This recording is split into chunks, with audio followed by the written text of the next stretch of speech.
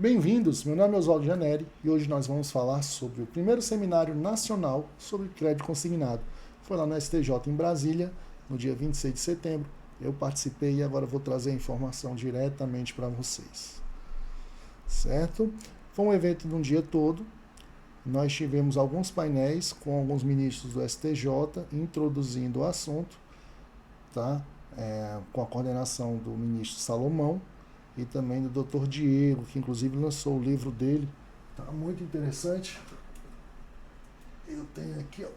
Deixa eu mostrar aqui para vocês. Contrato de crédito consignado no setor público. Dá para ver, Dr. Diego, aqui? Isso aqui é o meu, autografado. Tá? Mas vamos lá ao que interessa. Então nós tivemos a presença do ministro Salomão, inclusive também no primeiro painel com o palestrante Dr. Luiz Vicente de Chiara, que é o diretor de assuntos jurídicos da FEBRABAN, a Federação Brasileira de Bancos, doutora Lucinéia Possar, diretora jurídica do Banco do Brasil, Dr. Diego. No segundo painel, com o ministro Benedito Gonçalves, nós tivemos falando sobre crédito consignado na perspectiva do poder público. Tivemos o presidente do INSS, Dr. Alessandro, a doutora Rosa Araújo, que é presidente do Conselho de Administração da Zetra Soluções, que é uma empresa que fornece soluções de consignados para o poder público, e o Dr. Gabriel Furtado, advogado e doutor em Direito Civil. Depois falamos sobre a judicialização dos contratos de crédito consignado, com o ministro Paulo Dias, do STJ também, onde nós tivemos a presença do desembargador Dr. Marco Aurélio, da Escola de Magistratura do Rio de Janeiro, Dr. Alessandro Tomal, vice-presidente do Banco Santander, doutora Patrícia Giglio, diretora jurídica do C6 Bank, e o Dr. Djalma, que é consultor jurídico da Associação Brasileira de Bancos.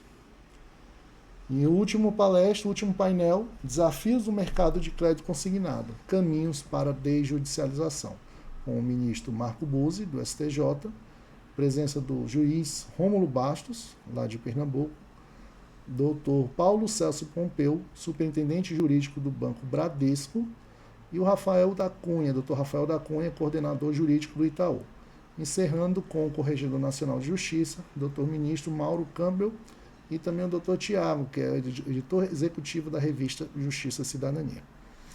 Vamos lá, vamos falar um pouquinho sobre o que a gente pôde observar nesse evento. Como vocês podem ver até pelo painel, teve como mote, principal assunto, a desjudicialização desses contratos de empréstimos consignados. Tá? Esse foi a chamada, mas foi muito fortemente patrocinada pelos bancos. Você vê a FEBRABAN, diretores e presidentes das maiores instituições bancárias. Então, obviamente que teve essa puxada, esse viés aí mais para o lado dos bancos. Tá? Eu senti que faltou um contrapeso, até da OAB, ou então de advogados profissionais que lidam realmente do lado do consumidor, para poder fazer esse contraponto. Então, acho que foi uma sugestão aí para a próxima. Então, o que acontece? Realmente é um tema que é muito judicializado, é muito discutido. Né? O próprio presidente do INSS falou que a grande maioria dos aposentados, pensionistas, são clientes desse crédito, dependem desse crédito, e que são justamente clientes hipossuficientes, que muitas vezes têm alguns problemas e acabam judicializando. Nós tivemos também muito fortemente os bancos trazendo o avanço na tecnologia, muitos exemplificando como é que funciona a tecnologia de biometria facial deles, quais são as checagens de segurança, né, as diretrizes internas que eles fazem para evitar, e se entrou também no assunto da litigância predatória. Quem trabalha com direito bancário, basicamente já foi acusado de ser litigante predatório. Ficou bem claro que a maioria das pessoas, inclusive os bancos, consideram um termo pejorativo. Eu também não me sinto à vontade nesse termo de litigância predatória ou advocacia predatória, porque coloca tudo no mesmo saco. E a impressão que dá, não a impressão, mas a realidade, a constatação, é que esse termo é um termo pejorativo, onde colocam várias coisas dentro disso para poder, principalmente na parte dos bancos, deixar de discutir o mérito. Então, o que eu vejo que dentro dessa acusação de litigância predatória, que foi muito comum, inclusive trouxeram um doutor juiz de Pernambuco que na comarca dele ele extinguiu mais de 1.100 processos com a canetada por indícios dessa litigância predatória, é que várias condutas de advogados são dentro. Primeiro, que não se falou muito nesse seminário, foi que existe a litigância predatória, mas existe também a advocacia de massa, né? Ou seja, escritórios ultra especializados, ultra nichados, que se destacam naquele campo, acabam atraindo muitos clientes e, obviamente, que vão ter muitos processos naquela área, são expertises naquilo, são experts naquilo. Então, essa em massa não pode ser confundido com litigância predatória. Então, está aí um dos pontos. Só o fato do advogado ter vários processos contra determinada instituição, contra outras, contra várias instituições financeiras ou contra o próprio INSS, não faz litigância. E você vê ali que eles apontam esses advogados com muitos processos como litigante predatório, o que não é verdade. Um outro ponto que também eles acobertam sobre esse termo é a captação indevida de clientes, né? São escritórios que buscam clientes que muitas vezes não sabiam do direito, assinam qualquer coisa e façam. Então seria também outra coisa a se apurar de forma objetiva, mas que se coloca dentro desse termo.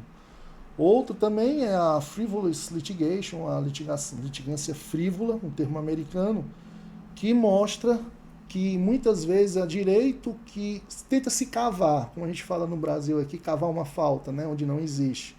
Então seria a litigância frívola. Também eles colocam dentro da litigância predatória. E também aqueles casos que eles usam muito de exemplo, como de apropriação indébita, onde clientes recebem os valores, onde advogados recebem valores de clientes e não repassam, se tornando apropriação indébita. Então teve um caso muito emblemático aí no Mato Grosso, ou Mato Grosso do Sul, se não me engano, que foi mencionado várias vezes, né? E o que se vê é que algumas poucas dezenas de advogados que praticam esses atos acabam estigmatizando todos os escritórios, todos os defensores dos consumidores, ou seja, eles querem que qualquer pessoa que litigue contra o banco caia dentro dessa peixe de litigância predatória para simplesmente eles deixarem de discutir o mérito. A intenção deles é deixar de discutir o mérito, é matar o processo. Tá? Eu vou fazer aqui uma coisa interessante, que eu espero que vocês gostem. Eu baixei, consegui com a organização os arquivos que foram apresentados e eu vou deixar disponível para vocês, tá? Esses arquivos, mas eu vou passar aqui mais ou menos um, por cima, para ir explicando conforme o que aconteceu por lá. Aqui, primeiro da doutora Lucinéia, diretora jurídica do Banco do Brasil. Esses aqui são os slides dela. Né? Trouxe os aspectos econômicos, a importância realmente, não se discutem. Os desafios jurídicos, que é dos aposentados, eles reconhecem a hipossuficiência, a problemática, muitas vezes, do vício de consentimento. O superendividamento também foi um tema muito batido, que hoje é fato no Brasil, a gente não pode negar. E as práticas heterodoxas, né? Muitas vezes pelos correspondentes bancários. Aqui um porém, eu não vi nenhuma representante dos correspondentes bancários, e é sabido por quem trabalha na área de direito bancário que eles são basicamente os responsáveis pela maioria das fraudes, dos problemas, né? Diretamente ou indiretamente. Os bancos também, porque eles anuem com essas práticas, né? Eles que escolhem aceitam ou não o cadastro desses correspondentes, mas foi meio que ignorado ali, né? Foi meio que ignorado essa questão. Alguns exemplos de ADI, ADPF, foram falados, e basicamente foi a apresentação da doutora Luciene. O Dr. Luiz Vicente de Chiara fez uma reflexões jurídicas e econômicas bem interessante. Tá? Ele é diretor executivo dos assuntos jurídicos da FEBRABAN. Um sumário do que é, como é que funciona a questão do crédito consignado, seus aspectos gerais, A acessibilidade, 44 milhões de pessoas no Brasil, é um público potencial elegível, né? Porque o consignado, tanto para quem é pensionista, para quem é aposentado, mas também para servidores públicos, funcionários privados. E 21 milhões de pessoas são tomadores desse crédito, sendo 14 milhões e meio aposentados e pensionistas, 5,3 milhões de servidores públicos e 1,2 milhão da iniciativa privada. Interessante esses números para a gente saber o quão grande é esse mercado. Funcionamento básico do produto: consumidor busca o banco consignante, que depois faz a consignação no processador, no órgão. As estatísticas gerais aqui de carteira, nós temos falando de 663 bilhões de reais, sim, é bilhões com B. Tá? Esses valores são distribuídos de quase 40% para o INSS, 6%, 6,1% para o privado e 54% para o servidor público. Ou seja, servidor público aí, em valores, é o público campeão desse crédito. De todos os créditos para a pessoa física, o consignado é o maior. Ele representa 32% desses créditos. Cartão de crédito 27%. Isso aqui foi eu achava que cartão de crédito era maior, né, mas não, o consignado é maior. 27%, financiamento de veículos, crédito pessoal e outros. Tá?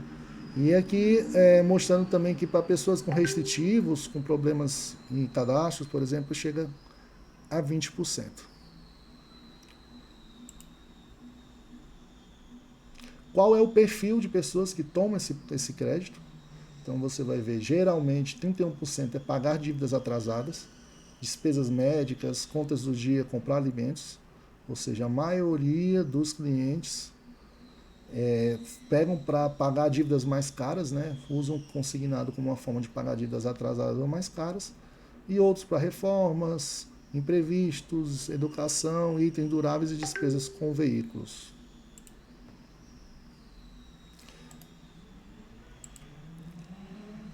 Aqui nós temos os leis normativos, vai ser interessante depois vocês verificarem a apresentação. Relevância, aspectos positivos, menos risco de inadimplência, risco para os bancos, menor custo da operação. Né? Aqui ele bateu muito forte que, como a possibilidade de inadimplência é menor, acaba sendo um risco menor e também isso atrai custos menores que vão dar juros menores. E realmente a gente tem visto isso. Perfil de uso de canais digitais. E olha só que interessante, hoje 96% das contratações de crédito são realizadas via canais digitais, ou seja, através de contratos digitais e assinaturas eletrônicas. É o que eu bato aqui, sempre falo lá no Instagram. Quem não está, perito, o advogado que não está trabalhando, não está se especializando nessa questão do digital, logo está fora do mercado. 96% dessas contratações são via canais digitais. Então não tem motivo para você não estudar, para você não ir atrás da sua informação, para você não pegar o e-book, pegar o livro, fazer curso de formação nessa área. Certo? Então é um dado atual e que só tende a crescer. Concessão por faixa etária em 2023, nós temos aí a maioria acima de 60 anos, do público tomador, né, que são realmente usuários hipossuficientes, hipervulneráveis, que tem que ter um cuidado maior. A evolução dos consignados, as medidas, as instruções normativas do INSS, da IN100, a IN138, a 148, que é a mais recente agora, 2023. Vocês têm que estar atualizadíssimos nisso também, e né, no slide que vocês vão poder baixar, vai ter essas informações. Aqui o presidente da Assuntos Jurídicos do Febraban, ele trouxe essa questão da segurança, né, do investimento que eles fazem para aumentar a segurança. O exemplo de cálculo da selfie, de uma assinatura de cliente com trilha de login, geolocalização, a captura da selfie. Número de reclamações, eles usam muito o consumidor Gov como padrão, então só de 2021 era muito alto, então eles estão indicando que teve baixo, né, uma baixa em 2023 de 109 mil, baixou para 42 e 2024 até mais seria 15.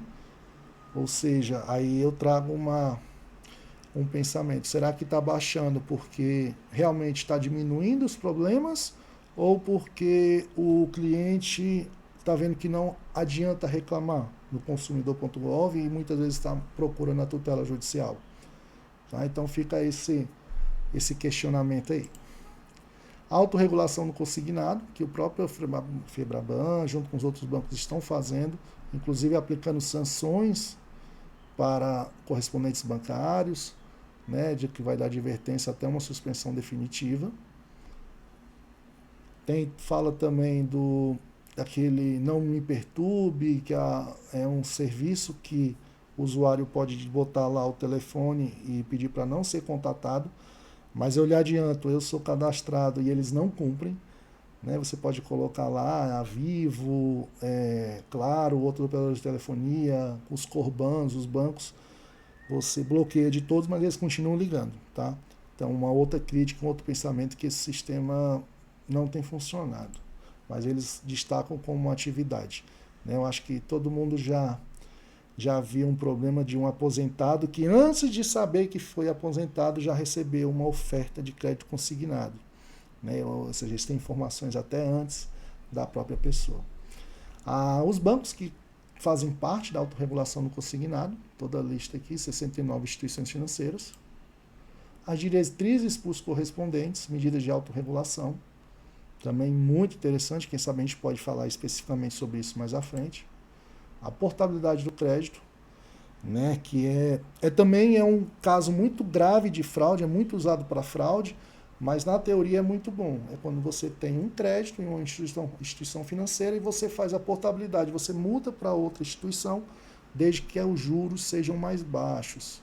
A gente sabe que não é bem isso que ocorre na real, na prática, mas é uma ideia boa. Então a gente vê uma evolução aí.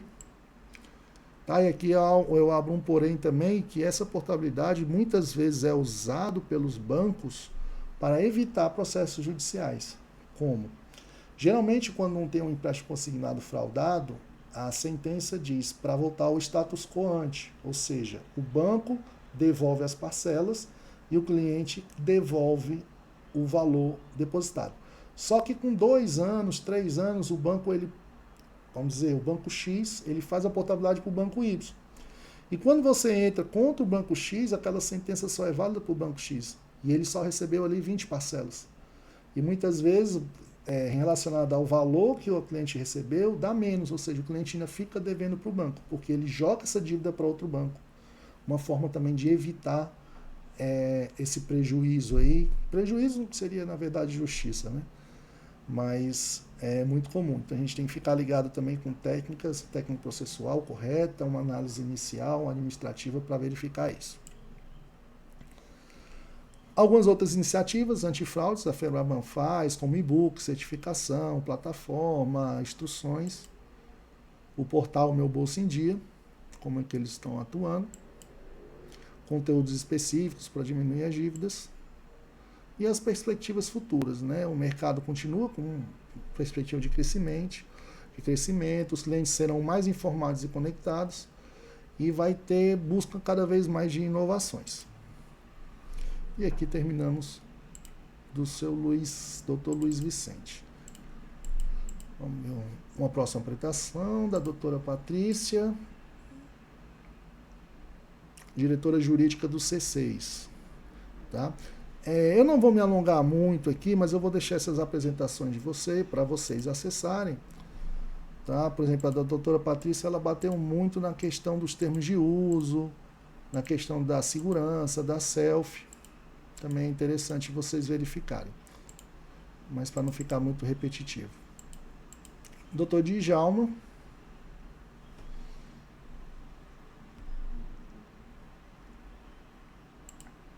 Falou da judicialização excessiva.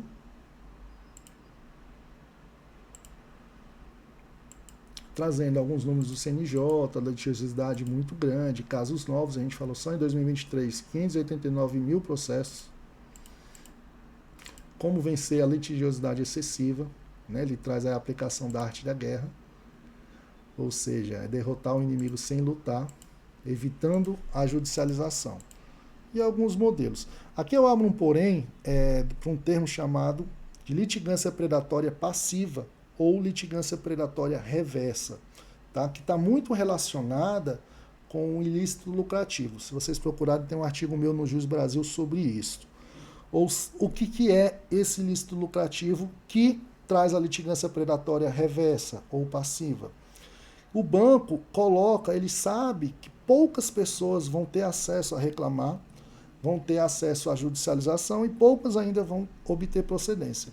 Então, esses custos desses processos judiciais vão ser mínimos, mas os ganhos com os outros vão suprir e muito esse valor. Ou seja, é um ilícito que eles sabem que não estão fazendo direito, ou estão permitindo que os corbanos, os correspondentes bancários, continuem fazem vista grossa, mas o valor que eles recebem é muito maior do que qualquer perca mínima ali na justiça. Até pela desvalorização dos danos morais, a gente vê dano moral a partir de R$800, tá? Muito baixo para alguns casos, e um mínimo de pessoas que vão buscar ou atrás de um advogado, atrás de um escritório para poder fazer isso. Então, quais são os meios eles mesmos estão aumentando essa judicialização? Um atendimento ineficaz, sistemas de saque que não funcionam, reclamam para o banco, eles não dão respostas. Você vai numa agência, os gerentes são instruídos a empurrar outros empréstimos em vez de resolver, demoram, ou seja, eles botam 1001 complicações por causa do ilícito lucrativo, eles sabem que eles estão ganhando com aquilo. Tem a questão também de quanto mais tempo eles reterem o dinheiro, mais lucro eles têm. Temos estimativas aí que em 5 meses o banco, com o teu dinheiro, ele faz o dobro, ou seja, já pagaria. Então, se ele puder manter por mais 5 meses, 6 meses, 1 ano, ele vai fazer isso. É o capital dele, é a matéria-prima dele. E causa essa judicialização devido a essa falta de ação. Tá? Tem os outros aqui, ó, eu vou deixar disponível aqui no link embaixo. E é isso. Essas são as observações. Estou à disposição para trocar uma ideia. Se você tem essa questão da litigância predatória aí no seu escritório, nós já enfrentamos, já ajudei algumas pessoas a enfrentar isso. Então, quiser trocar uma ideia, melhores práticas para fazer, e sobre toda essa questão do crédito consignado, direito bancário, e principalmente da ciência, da tecnologia aplicada às ciências jurídicas, né? A tecnologia aplicada às ciências jurídicas, contratos digitais, formas, selfies, sistemas, tudo isso que faz parte do nosso dia a dia. Então é isso, meu nome é Oswaldo Janeri, foi um prazer aqui conversar com vocês. Siga-me lá no Instagram.